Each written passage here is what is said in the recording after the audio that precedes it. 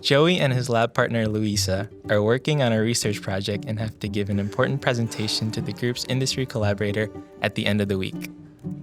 After meeting with Luisa to review the presentation, Joey feels that they need to redo some of the slides and add new data they collected last week. Joey has a test this week and he committed to covering an extra work-study shift for his friend. In short, he's very busy and feels overwhelmed. Luisa tells Joey that she can't help much because she has family visiting all week. Like Joey, you will face certain obstacles like this in whatever you do. Life is full of obstacles and research is no different.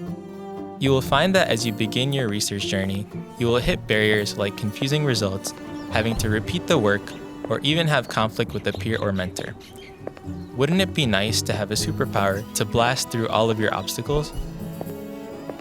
No matter the obstacle, you will need to develop skills of resilience, superpowers, to overcome all of these uncomfortable situations.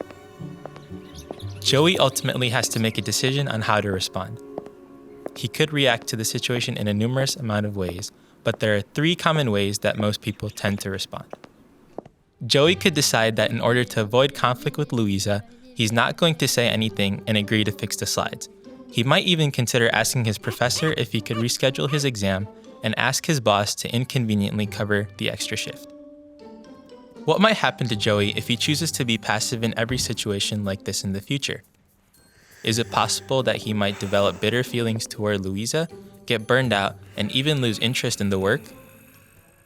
Joey could also decide to be aggressive. He could get angry with Luisa and say that he can't do the work either, telling her that she needs to do it and that having family in town doesn't mean that she can just back out of doing the work. If Joey is aggressive, what will Joey and Luisa's relationship look like moving forward? Or lastly, Joey could be assertive. Joey assertively shares his schedule, explains that he has a big test and other commitments, and asks if the two of them can strategize to come up with a plan to fix the slides together. Thankfully, Joey remembered his assertive superhero cloak in his pocket. Putting it on reminded him that he practiced how to self-advocate in a workshop with his good friend Jorge.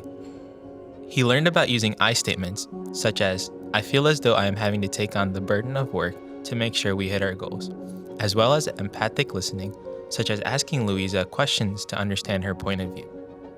After being assertive, Joey and Luisa talked about their schedules and made a plan to work on their slides together to be ready for their important presentation. Way to go, Joey and Luisa! Because you know that your research is connected to real opportunities and impacts, it is important to be assertive when the going gets hard. Being assertive can help you navigate uncomfortable situations while keeping in mind the goals you want to accomplish. It is entirely okay to be firm but polite and encourage everyone to think win-win. It's not always easy, but is so important for everyone involved. But assertiveness is not the only superpower that can increase your resilience in your work. We know that resilient researchers work on developing many other skills such as adaptability, resourcefulness, and confidence. They have positive and realistic outlooks and have a mission, not letting negative circumstances determine the outcome. And resilient researchers also know they don't have to go it alone. Developing a support system of friends and colleagues will also help in overcoming obstacles.